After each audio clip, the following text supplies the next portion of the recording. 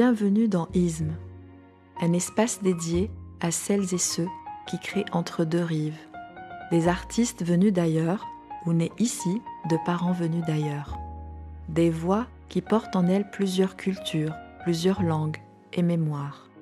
Dans ce podcast, nous tendons l'oreille aux récits dont l'art est traversé par la migration, l'exil ou l'héritage.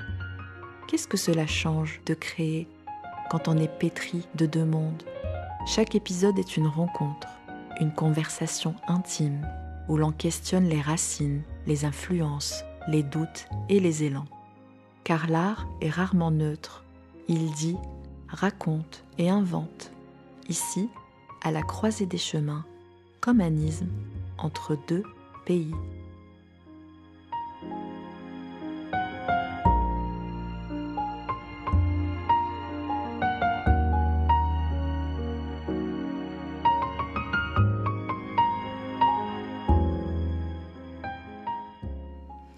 Je suis ravie de recevoir dans ce nouvel épisode Karim Katan, écrivain et poète franco-palestinien né à la fin des années 80 à Jérusalem. Karim est normalien et docteur en littérature comparée. Je vous invite vraiment à lire son dernier roman, L'Éden à l'aube, salué par la critique et de nombreux prix. Cet ouvrage est paru en 2024 dans la très belle maison d'édition Elisade. Karim a aussi publié dans la même maison un autre roman, Le Palais des Deux Collines, en 2021, et un recueil de nouvelles préliminaires d'un verger futur en 2017.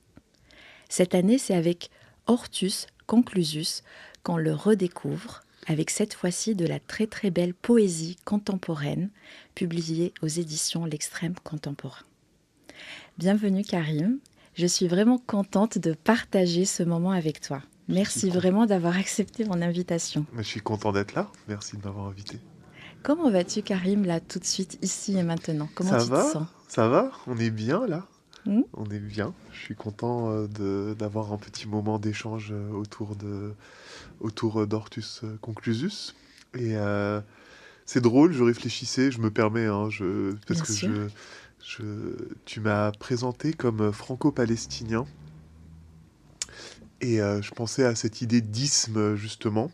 Moi, j'ai arrêté de dire franco-palestinien parce que je me suis rendu compte, récemment, en fait, j'avais toujours eu du mal avec cette manière de dire franco quelque chose. Ça me gênait toujours un peu, mais je n'arrivais pas à savoir pourquoi. Et en fait, depuis quelques temps, j'ai commencé à me présenter comme palestinien et français. Je sais pas, c'est vraiment pour moi l'isme aussi, c'est deux choses entières qui sont côte à côte. Et voilà, je pensais à ça là pendant... Tu sais, c'est marrant que tu me dises ça parce qu'en l'écrivant, en préparant l'épisode, je me suis fait la réflexion. Ce mot franco quelque chose m'a aussi, je vais pas dire dérangé, mais en tout cas, il a vibré différemment cette fois-ci. Ouais. C'est marrant que tu me dises ça. C'est drôle. Bah, tu sais, parce que c'est aussi un mot un peu...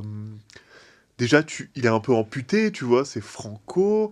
Tu mets le français d'abord, ce qui peut être vrai pour beaucoup de gens en réalité, mais pour moi, pas vraiment. Enfin, je me suis fait vraiment cette réflexion, oui, c'est vrai. Et en même temps, c'est pas faux, je suis franco-palestinien. Je suis pas... Enfin, c'est exactement ce que je suis.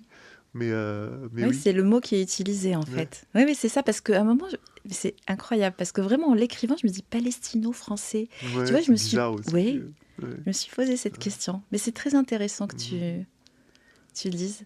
Bah, je le relève aussi parce que le titre de ton podcast, il résout la question presque. Tu vois, il propose une manière de penser ces choses tout de suite connectées, en fait. Tout de suite comme une unité, quoi. Et j'aime ça. Oui. Voilà. Ben, en tout cas, merci d'avoir partagé ce ressenti. Nous allons, si tu le veux bien, donc parler de ta vie en Palestine avant ta venue en France, et puis de ton parcours ici, ainsi que de la place de l'écriture entre deux, tu vois, dans cet espace, cet isthme. Donc, comme je le disais tout à l'heure, tu es né à Jérusalem à la fin des années 80, mais tu as grandi, ta ville, c'est Bethléem. Et tu es parti vers l'âge de 18 ans en France. Dans ton recueil de poésie, Bethléem est vraiment au cœur de ton texte. Elle vibre et bat euh, au fil des textes. J'ai ressenti ces poèmes comme une déclaration d'amour, mais un amour peut-être perdu, rêvé ou gâché. Pour moi, c'est un texte qui serait une tentative de rejoindre l'âme d'un lieu qui semble loin, peut-être ne plus exister. Quand je prononce le mot Bethléem, Karim, quelle image ou sensation apparaît en premier chez toi? Bethléem, c'est évidemment d'abord et avant tout l'enfance. C'est vraiment le lieu de l'enfance. Mm. Comme tu l'as dit, c'est là où j'ai passé toute ma vie jusqu'à mes 18 ans. Donc aujourd'hui, ce sont souvent des souvenirs d'enfance, des bruits et des odeurs de ces moments-là que je sollicite dans mon souvenir en pensant à Bethléem. Là, tout de suite, comme ça, c'est drôle, je pense aux forêts de pins, euh, parce Mhm. qu'il y a un couvent près de Bethléem qui n'est pas celui qui est mentionné dans le livre, mais un autre. On allait marcher avec mon oncle et il y avait l'odeur des grands pins Mm. qu'on sentait en marchant, et c'est quelque chose qui est très présent dans mon souvenir de Une odeur. Bethléem. Oui, oui, c'est des odeurs, c'est beaucoup d'odeurs. L'odeur des églises, de l'encens des églises, c'est aussi très présent. Ouais, surtout ça, les odeurs. Mm. Et j'allais te demander justement s'il y avait un lieu de ton enfance qui continue à t'habiter, à vivre en toi. Est-ce que c'est cette forêt ou c'est autre chose? Je pense que tous les lieux de nos enfances, de notre enfance, nous restent avec nous et puis s'activent selon Mm. les périodes, les moments, les vulnérabilités du jour, euh, Les états d'âme. les états d'âme. Je dirais la maison de mes parents. Mm. Je dis la maison de mes parents, mais moi quand je parle, je dis chez moi. Mm. Jusqu'à aujourd'hui, chez moi, en fait, c'est la maison de mes parents. Euh, tout comme ce couvent, tout comme la vieille ville de Bethléem, en fait, toutes ces choses vivent beaucoup en moi. Et en fait, elles apparaissent beaucoup dans mon travail, mais souvent de façon très oblique. Par exemple, j'ai jamais, pour l'instant en tout cas, euh, j'ai jamais écrit de roman qui se passe à Bethléem. Mm. On passe parfois par Bethléem dans ces romans, on passe dans des endroits qui peut-être ressemblent à Bethléem, peut-être, mais il ne se passe pas à Bethléem. Et tu as très bien dit pour Hortus Conclusus, Oui. c'est Bethléem, c'est au cœur, effectivement, de ce livre, vraiment, je pense que voilà, c'est là. En même temps, concrètement, en réalité, la plupart des poèmes ne se déroulent pas vraiment à Mm. Bethléem, et pourtant, pour moi, tout ça, c'est aussi Bethléem. Mm. Oui, oui, tout à fait. Mm. Et quel enfant étais-tu, Karim? Comment étais-tu enfant? Je sais pas, faut demander. C'est pas. Bon, je sais pas, je pense que j'étais un enfant très timide, évidemment, qui lisait beaucoup, qui Mhm. jouait beaucoup à des jeux vidéo. C'est très important, parce que pour moi, les jeux vidéo, c'est aussi quelque chose qui m'a amené à l'écriture. Ah oui? Oui, oui, oui, et je trouve qu'on ne donne pas assez de place aux jeux vidéo comme manière d'amener les enfants dans les mondes de l'imaginaire et de l'écriture. Ah oui, Et parce de que la c'est vrai que lecture. les écrans, les jeux vidéo, on a tendance à un peu à diaboliser tout Oui, ça. alors il y a beaucoup de choses qui sont aussi très mauvaises, de fait, je Mm. pense, dans ça. Euh, mais il y a du bon, il y a vraiment du bon. Et moi, les jeux vidéo, presque, j'ai envie de te dire que je sépare presque pas l'acte de lire un livre de l'acte de jouer à un bon jeu vidéo. C'est presque la même Cela chose, nourrissait ton imaginaire. complètement. Et puis, Mm. et tout simplement, tu lis, en fait, t'es en lecture. Donc oui, j'étais très proche de ma famille et je lisais beaucoup, beaucoup. Mm. Oui. Et c'était le type de lecture ou écrivain qui ont nourri cet imaginaire? Oui, enfant. Enfant, je saurais pas trop.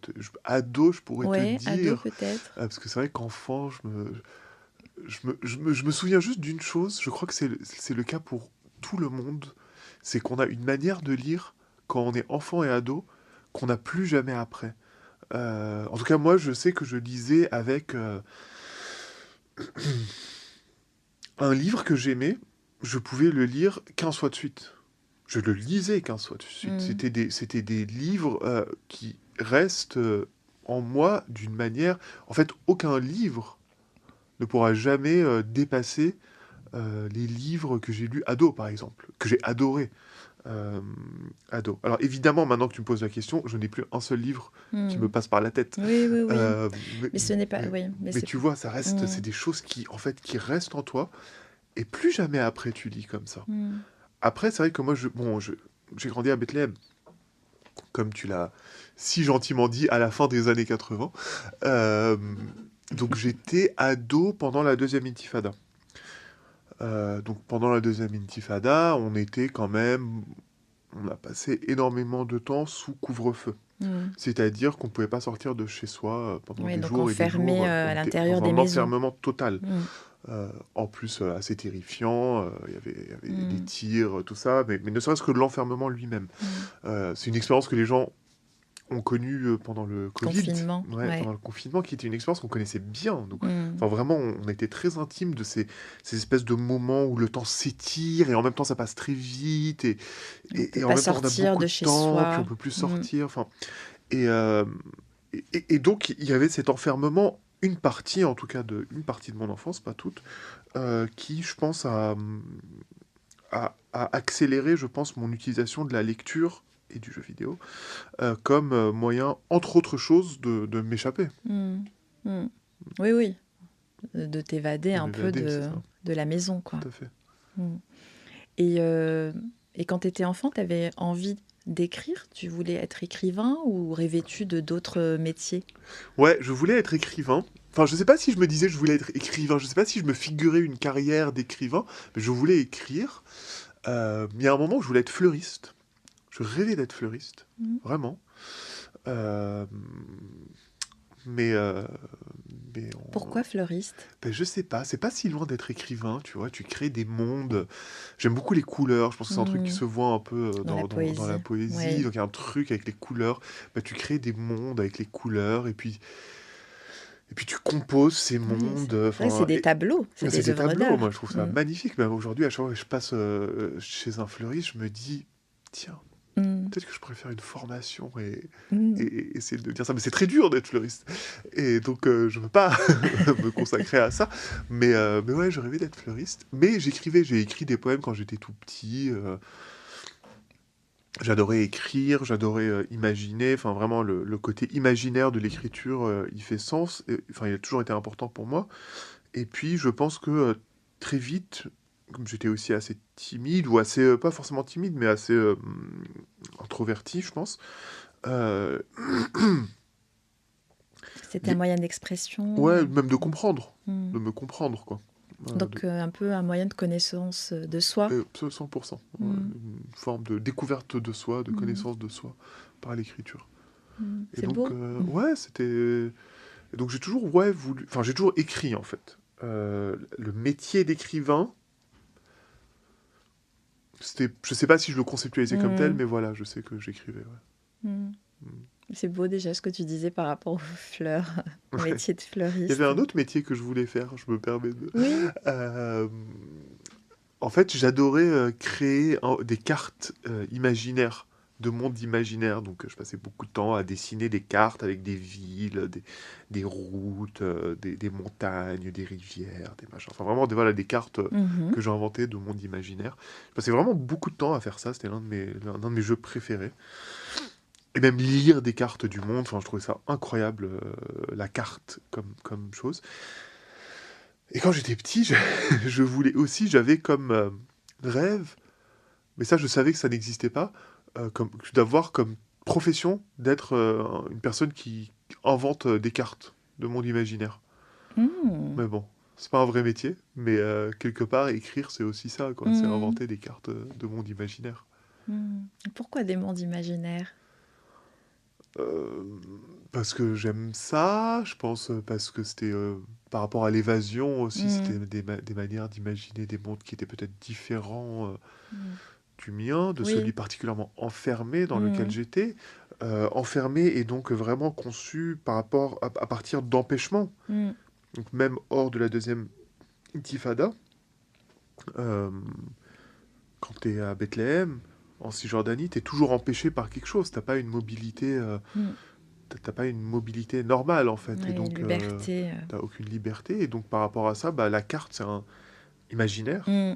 C'est un espace où Des tu es libre, quoi. possibles. Tu fais ce que tu veux dans cette Mm. carte. Des Ouais, possibles. ouais. Ouais. Et quelles étaient les langues qui habitaient ton enfance? Est-ce que c'était déjà le français petit ou peut-être à l'école, oui? Ouais, ouais. Alors, c'est compliqué la question des langues, évidemment, tu t'en doutes. Oui. Mes parents, donc toute ma famille est palestinienne, mais c'est une famille qui a été assez rapidement très cosmopolite dès le 19e siècle, je veux dire, enfin, Mm. il y a longtemps. Parce que Bethléem, c'est une ville cosmopolite. Et donc mes parents nous ont mis à l'école française, et donc je suis allé à l'école française dès la maternelle. Mm. Donc D'accord. même pas en primaire, hein. Donc je pense que Mm. c'est très... ça a beaucoup joué. Mm. Ça fait que la première langue que j'ai appris hors de la maison, dans un cadre, disons, institutionnel, ça a été le français. Mm. Donc à la maison, je parlais arabe avec mes parents, qui sont devenus francophones, mais je veux dire qui sont pas des francophones au sens où ils parlent pas très bien français, Oui. ils se débrouillent, quoi. Mais je parlais arabe et anglais un peu, parce que mon père est très anglophone. Et à l'école, je parlais surtout français. Mm. Et donc, il y a quand même pas mal de gens du Levant qui ont cette particularité. En fait, la langue que je pense que je parle le mieux, c'est un mélange de ces trois langues, en fait. Par exemple, avec mes cousins, mon frère, ma sœur, Mm. les- quand on est seul, nos phrases, elles sont en français, en anglais et en arabe. Oui. De Oui, façon, oui. mais même dans une même phrase, je veux dire. Mm. Euh, donc c'est ça, je pense. Mm. Ma langue, c'est ces trois langues Mm. ensemble. C'est Mm. pas ces trois langues séparées. Oui, oui, oui, je vois très bien. Mm. Et te souviens-tu de ton premier jour en France? Vraiment le premier jour quand tu es arrivé Alors, je vais répondre à une autre question, si tu veux bien. Je me souviens de ça. Ça paraît, c'est tellement évident, enfin c'est tellement cliché que on croirait que c'est faux, mais je me souviens du premier mot que j'ai appris à l'école française, Ah en oui, français. J'ai peut-être reconstruit ce souvenir, mais je me souviens d'avoir appris le mot pays. Parce ok. qu'une des questions qu'on me demande, c'est de quel Ouais. pays venez-vous? J'ai Mm. appris le mot pays. Donc C'était le premier mot. ah ouais, ça c'est... voilà, c'est ce qui n'est pas du tout la question, mais un peu. Mais en fait, je me souviens pas parce que je venais en France. Mm. Déjà, beaucoup. Enfin, je suis pas... Enfin, je suis pas arrivé pour la première fois de ma vie à 18 ans, Mm. à Paris en l'occurrence en plus. Donc je fréquentais beaucoup quand même la France, j'ai ce privilège-là. Donc je me souviens plus, si tu veux, de mon premier contact en fait Mm. avec la France. Il est passé par l'école et pas par... Pas par un voyage, quoi. Non, parce que Non. ça a toujours été un peu Mais là. il y a peut-être eu un moment où, quand tu étais parti à l'âge adulte, où tu t'es dit, voilà, c'est ce moment d'installation, en fait. C'est plus des allers-retours. En Ouais, fait, c'est plus tu sais, cette période mm, que je questionne. mm, je suis arrivé à 18 ans pour mes études, et l'une des choses qui m'a peut-être le plus marqué, alors que c'est quelque chose dont j'étais tout à fait au courant. Je veux dire, c'était pas une surprise, c'était pas un inattendu, et je l'avais fait déjà, donc c'était pas nouveau pour moi. Mais en fait, vraiment, donc on sortait quand même, voilà, d'une vie en Cisjordanie qui est quand même une vie sous occupation. C'était le fait que je puisse prendre comme je veux le métro pour aller n'importe où. Mm. Et je le sais, hein, Mm. encore une fois, c'est pas que je le savais pas, mais le fait de pouvoir le faire Au quotidien. quotidiennement, Ouais. sans devoir y penser, pour Mm. moi, ça a toujours été... Enfin, surtout à ce moment-là, aujourd'hui je me suis accoutumé évidemment, mais c'était... ça reste parmi mes souvenirs forts, en fait, Mm. de cette installation-là, en effet, Mm. en France. Oui. Où il n'y a plus cet empêchement, en tout cas dans le quotidien. En fait, c'est même que t'as même plus besoin d'y penser, en fait. Mm. Euh, Tu vois, jusqu'à aujourd'hui, j'ai souvent un peu cette tendance, je pense que des gens comme, qui viennent de pays comme la Palestine peuvent toujours avoir. Parfois, quand je sors de chez moi, en fait, si j'ai pas pris mon passeport, je panique. Je me dis, merde, j'ai pas mon Mmh, passeport. Après, je me mmh. rappelle que je n'ai pas besoin d'avoir mon Ouais, c'est passeport les pour réflexes. prendre le métro pour aller Mmh. genre à 20 minutes d'ici. Euh, mais oui, oui. Oui, c'est des réflexes que tu as gardés Ouais, peut-être. complètement. Mmh. Et, et comment as-tu vécu, alors je sais pas du coup si tu le considères comme un exil vraiment, ce départ quand tu étais venu pour tes études, ou était-ce juste une période voilà, d'absence de Bethléem? Ouais. euh, c'est intéressant que tu t'interroges sur le terme d'exil.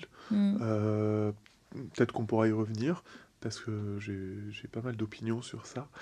Euh, mais moi, je l'ai vécu. Bon, tu sais, pour moi, c'était une grande libération à plein d'égards. J'ai fait une prépa littéraire. Euh, donc j'arrivais dans un truc, dans une structure scolaire, où on apprenait que des matières que j'adorais, Mm. avec des gens qui s'intéressaient à ces matières. On pouvait prendre le métro pour aller en cours, personne ne nous fait chier. Mm. Il y avait une grande liberté pour moi en fait. Mm. La première année, les Donc premières c'était années. des belles années Ah oui, oui, étudiantes, oui, quoi. oui, complètement. Après, voilà, tu vois, je veux dire, tout ce que je te dis, il vient aussi parce que j'ai tous ces privilèges-là. Faut pas l'oublier. Mm. Je les minimise pas, que ce soit l'accès à un passeport français, que ce soit le fait que je puisse aller en prépa, que je puisse m'installer à Paris. Enfin, bon, voilà. Mm. Euh, mais c'est des très très belles années. Alors que je peux relire différemment aujourd'hui. Mais en tout cas, dans mon vécu, moi, Mm. c'était Oui, et quand on est des grandes jeune, libertés. voilà, Ouais, ouais, ouais. c'est sûr. Paris, la vie Ah étudiante, ouais, mm, ça reste. c'est... Ça a fait de Paris ma ville. Pour Mm. moi, Paris, c'est ma ville.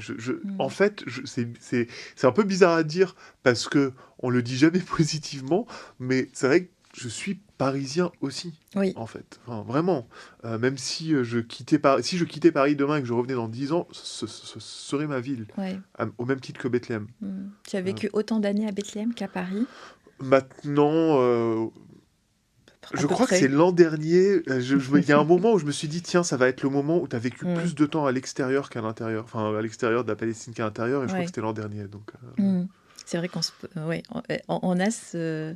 Moi, je me suis fait la réflexion aussi par rapport à moi, mon histoire aussi, ouais. de cette... Quand tu bascules, Ouais, et tu bascules. ouais, tu bascules à autant d'années à Ouais, l'extérieur. c'est troublant. Oui, tout à fait. Et du coup, vas-y, dis-moi par rapport à l'exil, qu'est-ce Ah qui oui, t'a... Parce que du coup, j'allais, moi, te demander euh, comment tu le ressentais, si c'était une émotion, quelle serait pour toi, cette ouais. émotion. Mais si tu as réfléchi différemment à la question... Oui, en fait, c'est que ma réflexion par rapport à cette question a beaucoup évolué. C'est-à-dire que, en fait, jusqu'à il y a 2 ans, Mhm. moi, je ne considérais pas du tout que j'étais une personne en exil. Parce que, encore une fois, donc j'ai un passeport de Cisjordanie et j'ai un passeport français. C'est-à-dire que, en termes de mobilité, c'est très compliqué de rentrer en Palestine, mais je peux le faire. Mhm. Je vivais pendant des années vraiment entre les deux pays. Avec, encore une fois, c'est pas toujours facile, mais c'est possible. Donc j'étais pas, si tu veux, en exil au sens où je ne pouvais pas revenir chez moi. Mhm. Et donc j'étais toujours je j'étais assez précautionneux avec ce terme, aussi pour ne pas, tu vois, me, me prétendre d'expériences qui sont pas les miennes. Il y a des gens qui ne peuvent pas rentrer chez Oui. eux vraiment, que ce soit en Palestine ou ailleurs. Moi, voilà, j'ai toujours eu cette facilité-là. Par contre, du coup, depuis 2 ans, Mhm. je peux toujours rentrer chez moi. Hein. C'est pas que je peux pas le faire, mais c'est beaucoup plus compliqué qu'avant. Oui, tout Et à en fait. fait, depuis 2 ans, en effet, le sentiment d'exil, il est là. Mhm. Et il est nouveau. Il est Je le nouveau. sentais. Ouais. Avant, vraiment, j'étais là, bon, il s'avère que je vis en France, je suis en effet français par ailleurs. Je comptais toujours un peu vaguement, je me disais, bah, je vais. J'avais jamais pensé comme ça, mais pour rentrer vraiment dans aussi le thème de ton podcast, moi je vivais. En fait, je pensais même pas que je vivais entre les deux, je vivais les deux. Mhm. Tu vois, je vais pas forcément... voilà, je vivais les deux dans la mesure du Mm. possible. Je pensais qu'un jour, j'allais peut-être me réinstaller en Palestine, mais même si je me réinstallais en Palestine, ça aurait été seulement à condition que je puisse revenir en France aussi. Enfin, Oui. je vivais vraiment entre les deux. Et tout d'un coup, ça, c'est plus possible. Et pour moi, c'est ça, je pense, ce Mm. sentiment d'exil. C'est que je Mm. peux pas vivre entre les deux. Mm. Et du coup, comment c'est quoi comme émotion, s'il y a une émotion là qui habiterait ton corps par rapport à ce ressenti? Bon, c'est un peu un sentiment d'aliénation. Plus le temps passe, plus je suis d'ici, Mm. donc ce qui en soi n'est pas grave, mais je suis un peu moins de là-bas. Mm. Peut-être que bah, la langue que je pratique le plus, c'est évidemment le français. Mm. Donc l'arabe, bon, peut-être qu'il disparaît un tout petit peu. Quand je parle je sais pas, à ma famille qui est en Palestine, bah, il y a des différences, enfin, je dirais, des différences de vécu à ce stade entre eux et Mm. moi. Oui. Euh, le génocide ces 2 dernières années, moi, je l'ai vécu de loin. Alors, c'est pas mieux ou pas mieux, mais de fait, j'étais pas là. Donc, mon expérience de ce moment, elle est aussi fondée sur une forme de distance.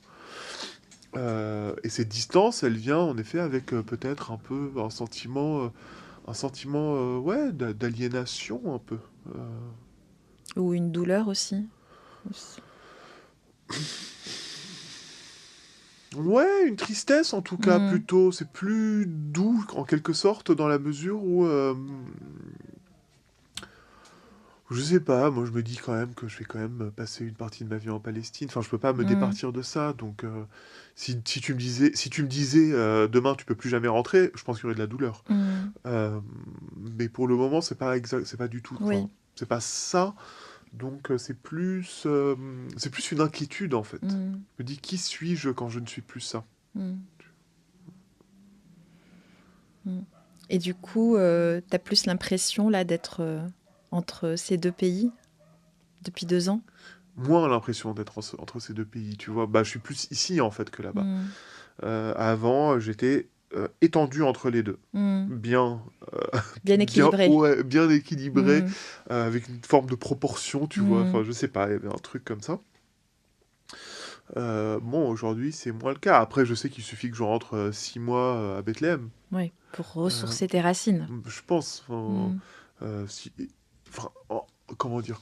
En vrai, moi, si je veux, c'est pour ça que je fais très attention au terme d'exil. Parce que même aujourd'hui, en vrai, moi, si je veux me réinstaller à Bethléem, bah, je peux. Mm. Je peux. Mm. Euh, C'était des conditions d'occupation terribles et tout, mais je veux dire, bon, bah, on a tous toujours vécu comme ça, donc c'est pas. Enfin, je peux, si je Oui, oui, veux. oui. Tu vois? Il y a cette possibilité en tout cas. Mm. Ouais. Et du coup, qu'est-ce que tu dirais comme si c'est pas exil, tu dirais migration? Tu dirais quoi? Absence. Absence. Ouais. Mm. Merci Karim. Et si tu veux, là, on peut continuer ce voyage. J'aimerais un peu avancer plus vers ton écriture, questionner un peu qu'est-ce qui te pousse à écrire. Euh, voilà, comment se déclenche chez toi? Qu'est-ce qui vraiment te mobilise pour écrire?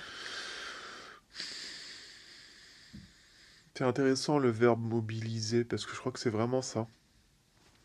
Euh, Mm, je sais pas comment, oui, t'es mobilisé, ton corps et ton mm, esprit sont mobilisés par l'écriture. Euh, souvent, je pense que souvent c'est des images, que ce soit les poèmes ou les romans, ils commencent à partir de certaines images, et en fait c'est des images que j'ai envie un peu d'explorer, de développer. J'ai genre une idée, une couleur, pour revenir à la question de la couleur, euh, une, euh, une une carte. phrase, une carte, absolument, une carte. Et à partir de là, bah, j'explore un peu. Et pour moi, l'écriture, c'est beaucoup des explorations. Ouais, des explorations. C'est très géographique. Il y a aussi raconter des histoires. Enfin, je sais pas, c'est pour moi les mots c'est tellement intrinsèque, tu Mhm. vois, à mon expérience du monde, que c'est, voilà, les mots, les couleurs, tout ça, ça se mélange un peu. Et j'aime bien voir comment on articule tout ça pour faire des imaginaires, Mhm. je pense. Oui, pour créer en tout cas Ouais, des tableaux, quoi, un peu. ouais. Mhm. Comme un fleuriste. Je Comme un reviens. Comme un fleuriste. fleuriste, je reviens au Je suis fleuriste. peut-être devenu un peu fleuriste quand même. Fleuriste des mots, Fleuriste des c'est mots beau ça, et fleurir. cartographe des mots, c'est pas mal, franchement, c'est pas mal. Ouais, c'est pas Il serait mal. content, le petit Karim, peut-être. Ouais, c'est pas mal. Et pour ceux qui ne t'ont jamais lu, est-ce que on peut, enfin, tu pourrais te permettre, moi je me le permettrais pas, mais résumer un peu les thèmes qui reviennent un peu dans soit tes romans ou ta poésie, ou les émotions qui habitent le plus tes textes. Ouais, c'est dur Ouais, je parce sais. que, en plus, parce que, en fait, quand moi j'écris, j'ai pas l'impression euh, qu'il y a des thèmes qui reviennent. C'est seulement après coup où tu te dis, tiens, Cet c'est univers m'habite. oui, c'est vrai qu'en fait, sans le savoir, je parle toujours de telle chose. Hmm. Mais en fait, quand tu es dans le processus, moi, à chaque fois que j'écris un livre, je me dis, j'écris un truc tout à fait neuf qui n'a rien à voir avec rien du Hmm. reste. Hmm. Et après coup, on commence à te dire, tiens, oui, on a vu que dans l'Éden à l'aube, tu parles de ça, c'est un peu comme dans le Palais des Deux Collines, et t'es là, ah bah oui, je m'en rendais pas compte. Alors, évidemment, il y a la Palestine comme territoire qui structure ces récits. Quand je dis la Palestine, je veux pas dire, c'est pas seulement une idée nationale, hein, parce que je pense que même si j'écrivais un roman qui se passait, et j'espère que j'écrirai des romans qui se passent ailleurs, qui se passaient sur une autre planète, il y aurait quelque chose de l'expérience ou de la condition palestinienne là-dedans. Hmm. Donc c'est vrai que la Palestine est là et vient avec un peu, enfin viennent avec les différents thèmes, je pense, qui peuvent structurer une condition palestinienne, que ce soit la question de la mémoire, pour reprendre le terme de l'exil, peut-être de la Témoignage, ouais. dépossession, du Hmm. témoignage, mais du rêve aussi. C'est quand Hmm. même une terre qui est structurée beaucoup autour des rêves des uns et des autres. Donc voilà, la question du rêve, la question des idéaux, peut-être que c'est quelque chose qui est souvent là. Et euh, je crois que jusqu'à présent, un peu les personnages de mes romans, souvent c'est des personnages très... qui sont comme souvent les personnages de romans assez paumés, qui sont un peu de recherche, un peu. Hmm. Euh, L'amour, apparemment, ça revient beaucoup. Pareil, moi j'aurais jamais dit ça abstraitement, enfin j'aurais jamais dit que j'écris sur l'amour, en fait, du Hmm. tout. Mais de fait, c'est quand Oui, même une thématique oui. Le voyage extrêmement aussi. importante. Le voyage, le déplacement, Le le déplacement, déplacement, le oui, tout à fait. déplacement. Bah pareil, on revient à la cartographie. C'est des...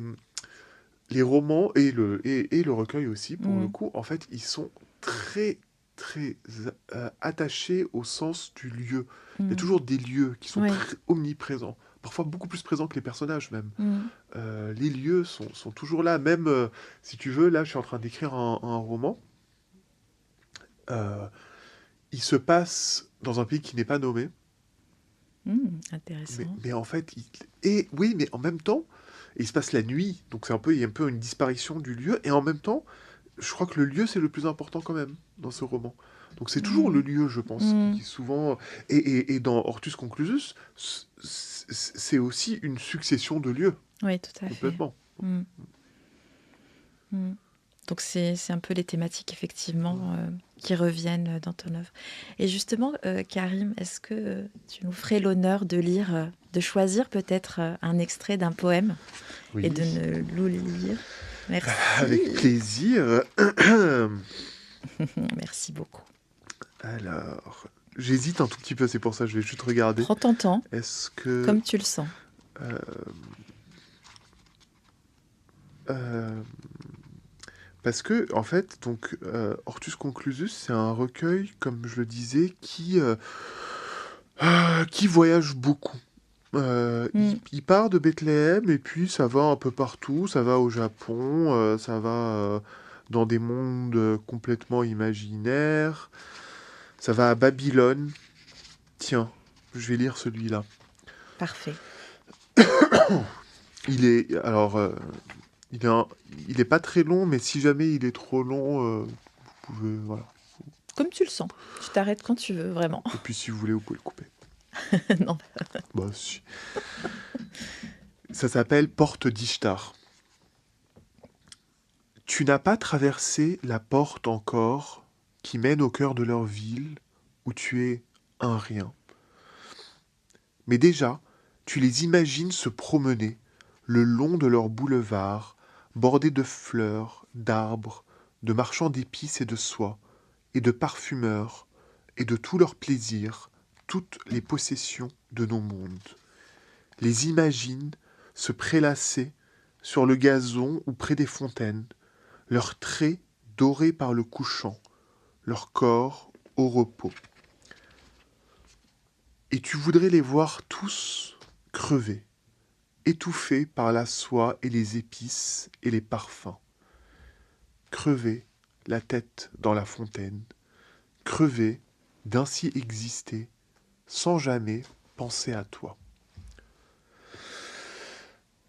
En entrant dans Babylone, ça brûle tellement tu es jaloux et tellement tu ne comptes rien pour eux dans leur vie de plaisir et d'aube et de creux de lit tendre et d'étincelantes coupes d'or et d'argent et d'avenir à venir, d'avenir bleu, splendide, toute la splendeur de Babylone dans l'eau torride et tentaculaire. Ça brûle tellement tu es jaloux de tout ce qu'il y a dans Babylone, et toi, tu es rien. Tu voudrais tout brûler dans Babylone, et tout égorger dans Babylone aussi, parce que ça ne t'appartient pas, et existe dans sa splendeur, contre toi, malgré toi, en dépit de toi, l'exception inéluctable à toi, la négation inexorable de toi. Il y a des jardins, lourds, verts, suspendus, où coulent des rivières artificielles qui tempèrent l'out ardent. Et il y a des ports de plaisance, des ports lestes et légers, où les Babyloniens vont rafraîchir leur corps, et des tavernes et des fontaines, où ils vont les abreuver. Les corps des Babyloniens, tu voudrais incendier. Car tu veux que ce soit à toi, Babylone dans la splendeur d'un août. Tu veux que ce soit à toi aussi les ports et la plaisance et les jardins et tout le reste de ce qui fait de Babylone Babylone. Les Babyloniens sont beaux comme des Babyloniennes. Ils sont beaux car ils existent comme négation totale de toi. Beaux parce qu'ils ne te voient même pas. Tu traverses Babylone entière, seulement tolérée ici parce que tu n'es pas remarqué, laissé passer du moins que rien. Et tu serres les poings et voudrais cramer tout, fracasser la gueule aux Babyloniens, beaux comme des Babyloniennes, pour qu'enfin ils te voient, te regardent droit dans les yeux, avant que tu les égorges. En sortant de Babylone, le souvenir de combien ça brûle de n'être rien pour leur plaisir et rien dans l'économie de leur vie. Toi qui voudrais être le port de plaisance d'un Babylonien, sa fraîcheur, sa promenade, son conquérant. Quand tu t'éloignes de Babylone, tu gardes le souvenir d'une tour de vertes vignes et de la lune qui brille comme nulle part ailleurs, et des éclats de rire qui caracolent dans la nuit illuminée, et des lumières flamboyant dans les fenêtres des maisons, les maisons des Babyloniens, où tu n'entreras jamais. Loin de Babylone, après Babylone, tu brûles encore de n'avoir pas tout brûlé quand tu pouvais, et brûles encore plus de n'être pas, le long du boulevard et entre les jardins, un Babylonien beau comme une Babylonienne. Merci Karim. Merci. Je te laisse reprendre un peu Ça va, ton souffle. Hein. je vais boire de l'eau. Ouais. Merci beaucoup.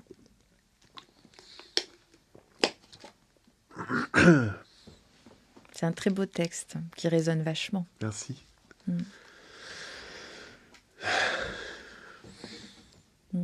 tout à l'heure, tu sais, quand on parlait de l'enfance, des lectures qui t'auraient nourri, tu te souvenais pas trop. Et maintenant, adulte, quelles sont les lectures ou écrivains qui t'inspirent? Il y en a plein. Il y en a plein parce que je lis tout le temps. Les seuls moments où je ne lis pas, c'est quand j'écris. Quand je suis sur un projet d'écriture. Mhm. Parce que quand je me mets à écrire, si je lis des choses que j'aime, eh ben, il y a une espèce de... En fait, je commence à imiter exactement ce que j'aime. Ah, Donc vraiment, dans le moment vrai de l'écriture, j'évite un peu de lire des livres. Euh, mais sinon, écoute,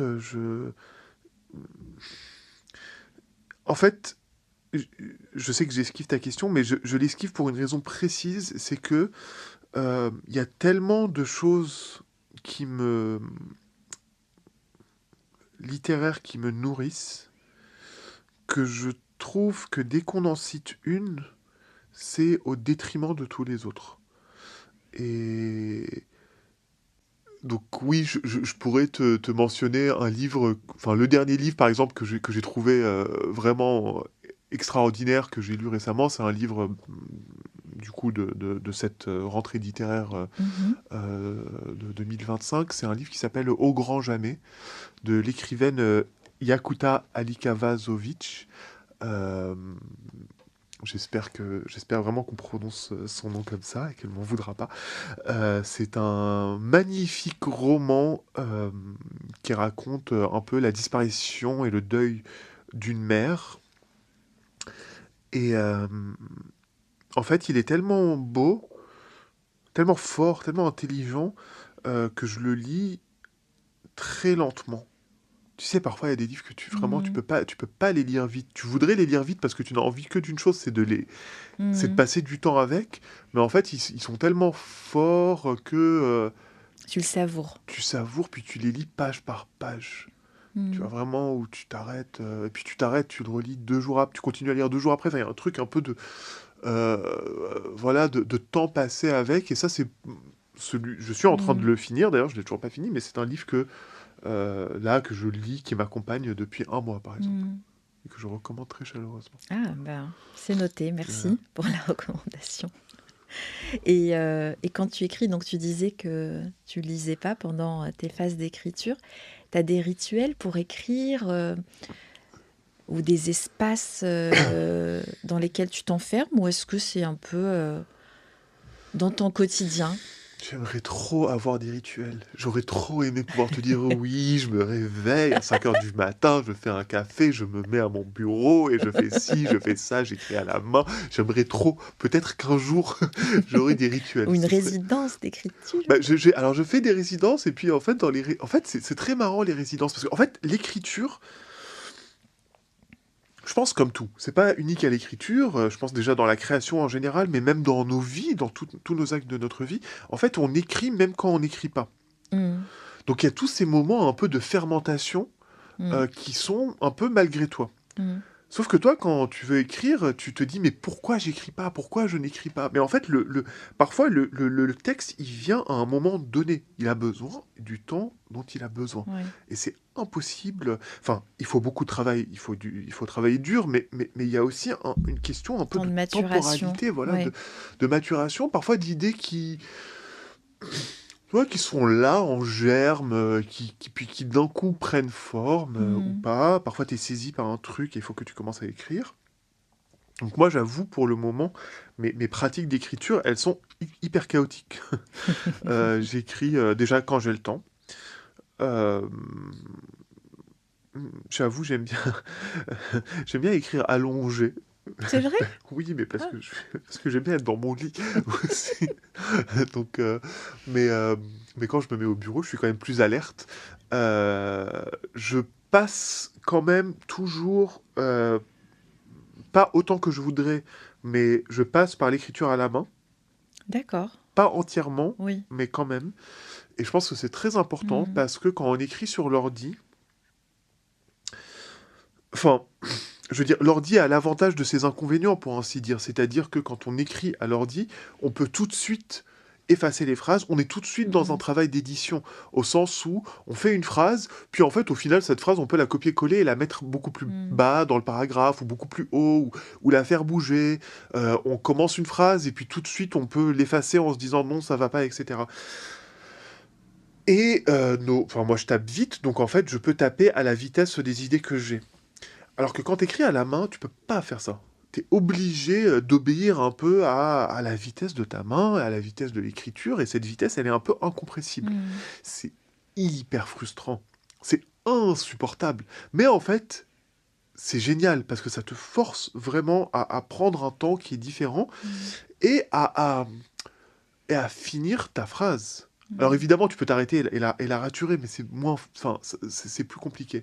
Et donc souvent, je sais que le temps d'une écriture à la main, il est, il est joliment complémentaire pardon, du temps de l'écriture à l'ordi, Oui, oui, que oui. j'adore, hein, c'est pas que c'est moins bien, c'est juste que c'est deux C'est pas la... temporalités différentes, Et c'est c'est pas pas la la même même chose. expression sensorielle aussi, hein. Exact, non, du tout. Je veux dire, il y a ta main, il y a la question de ta main. Est-ce que c'est plutôt tes doigts qui tapent ou ta main qui tient? En plus, moi, je Le n'ai jamais papier. compris. Il y a le Ouais, papier. ouais. Moi, j'ai jamais compris toute ma vie. Je n'ai jamais compris comment on tient un stylo. Du coup, j'ai une manière de tenir un stylo qui est hyper bizarre et enfin, bon, voilà, il est ce qu'il est. Mais c'est important, quoi. Alors que taper, je le fais très bien. Mhm. Donc, il y a... Je sais pas, il y a ces choses. Et par exemple, je rêve d'écrire un jour un roman ou un autre texte long entier à la main. Mhm. Pas du tout pour fétichiser l'écriture à la main, du tout, du tout, du tout. Mais juste pour être obligé une fois de me confronter, tu vois, à voir ton, ce carnet qui correspond à ce livre. Et en fait, Mhm. il va être... Enfin, tu vas devoir aller de façon... En fait, tu dois devoir aller de façon très linéaire. Alors dis, tu vas pas de façon linéaire. Tu bouges tout le temps. Mhm. Donc voilà. Mhm. Oui, Ouais. c'est intéressant. C'est vrai que c'est une autre expérience de l'écriture, hein. Complètement. Mhm. Complètement.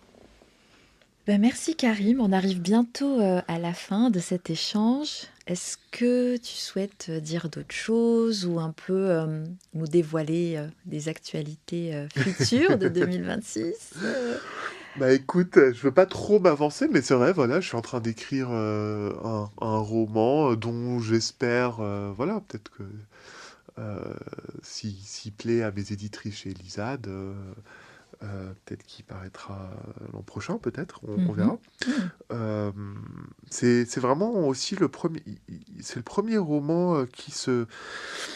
Non, c'est même le premier texte en général que j'ai écrit pendant slash après, si tu veux, le début du génocide. Puisque jusqu'à Mhm. présent, y compris Hortus Conclusus, c'est des textes Tu qui l'as étaient créés avant. avant, ouais. Même si pour Hortus, j'ai écrit une préface qui a été écrite pendant. Oui. Mais bon, c'est des textes d'avant, entre guillemets. Là, c'est la première fois que j'écris un texte pendant. Et ça pose d'autres questions. À quoi ça sert d'écrire tu Mhm. vois, un roman qui parle pas de ça? Peut-être un peu de façon... Si, il parle de ça de façon oblique, mais il n'est pas sur ce sujet. Mhm. Alors, qu'est-ce que c'est? Je suis vraiment dans ces questions-là. Quel est le Comment sens? écrire après tout ça? Ouais. Mhm. Et en plus, dans ma position qui est, je suis pas quelqu'un qui est à Gaza. Donc, enfin, tu vois, il y a vraiment toutes Mhm. ces questions qui me traversent. Mais a priori, voilà, c'est un roman qui se passe une nuit dans un pays qui n'est pas nommé. Et on suit deux personnes qui traversent ce pays, en gros, pendant toute une nuit. Il y a une histoire d'amour ou pas? Bah, alors, comme d'habitude, je pensais pas à la base. C'était pas du tout mon projet. Mais enfin, enfin, il y a pas une histoire d'amour entre ces deux personnes, mais ils ont enfin, c'est un homme et une femme, et ils ont chacun une, oui, des personnes à qui ils pensent aussi. Mhm. Donc oui, il y a du coup de l'amour là-dedans. Il y a cette Ouais, thématique. ouais, il y a toujours cette thématique. Et pour clôturer cet échange, je vais te proposer un petit moment ludique que je propose aux invités. Donc, c'est le portrait chinois culturel, où je vais commencer des phrases que je t'invite à terminer. Oh, ouais, allez, je suis prêt. On se lance.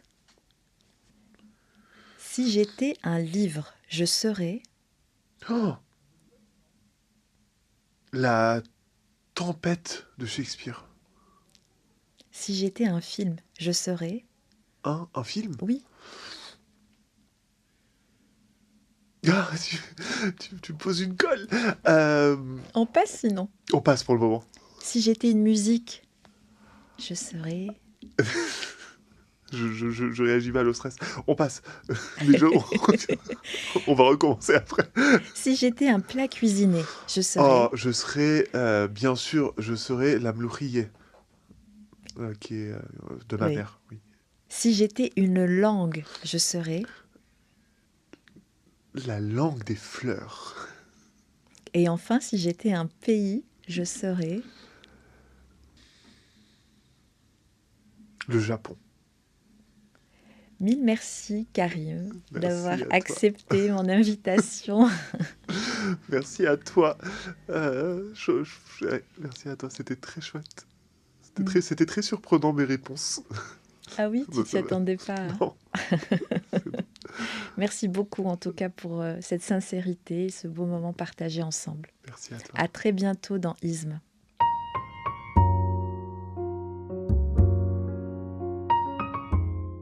Ces partages sont précieux. Ils permettent de tisser des ponts entre les cultures, les langues et les mémoires.